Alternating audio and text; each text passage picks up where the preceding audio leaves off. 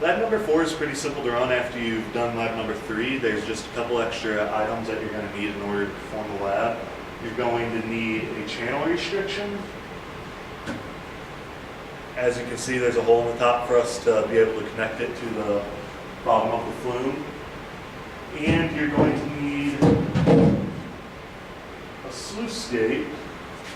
And we're going to need a couple clamps in order to connect this to the edges of the flume so it doesn't get moved once we have water applied to the top side. And we're going to need a couple screws in order to screw this down to the bottom.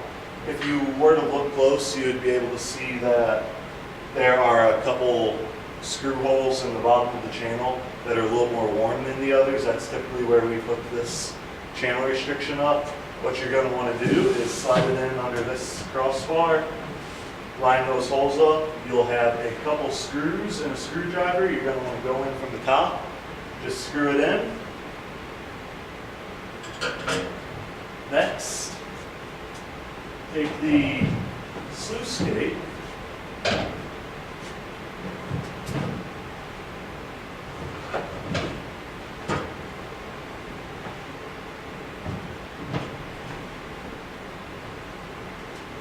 slide it in, and you're going to want at least 2 clamps, one on each side to clamp it down so whenever the water gets pushing against it, it's not moving on you.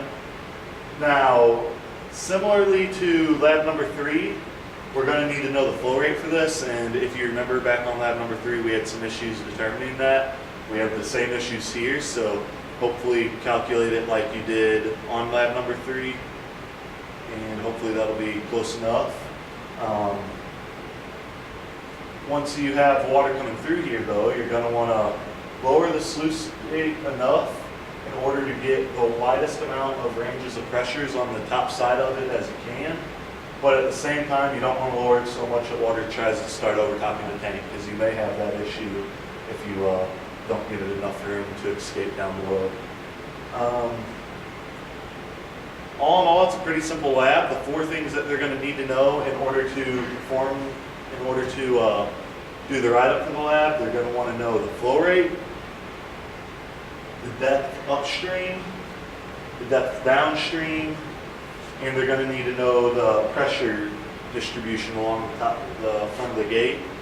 Now, they will get the depths from this, similar to lab number 3, both upstream and downstream. The flow rate would most likely be given to them, or you could do make them calculated off of the manometers. And the pressure distribution, you're going to want to go ahead and have them read it off of these gauges. If you were to look closely, you'll see multiple stagnation tubes on the back side of the sluice gate that should give them the pressure readings all along it.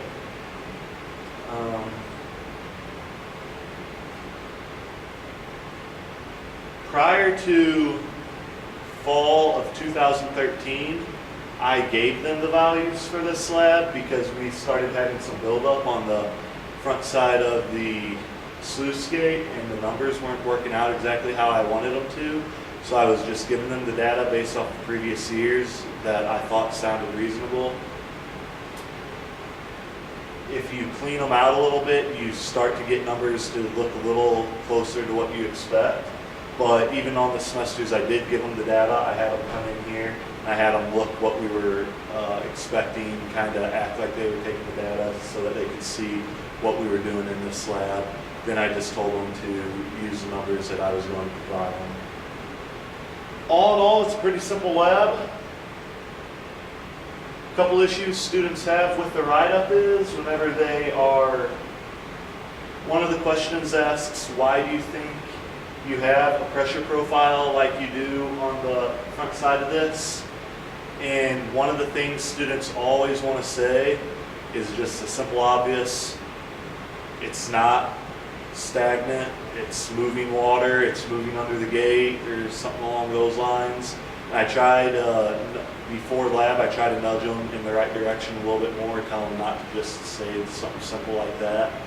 And another issue they have on whenever they use equation number 4 in the lab handout, The equation has sum of forces equals, and whenever they are trying to find the force on the gate, they always neglect the sum of forces will equal a force from downstream, a force from upstream, and the force from the gate. You need to sum those. They always will try to solve simply for the sum of forces being that force on the gate. So those are two issues that I normally see in the lab whenever students are doing their IDA. That pretty much covers it. It's pretty simple, probably one of the quicker labs that you're going to be doing in water resources.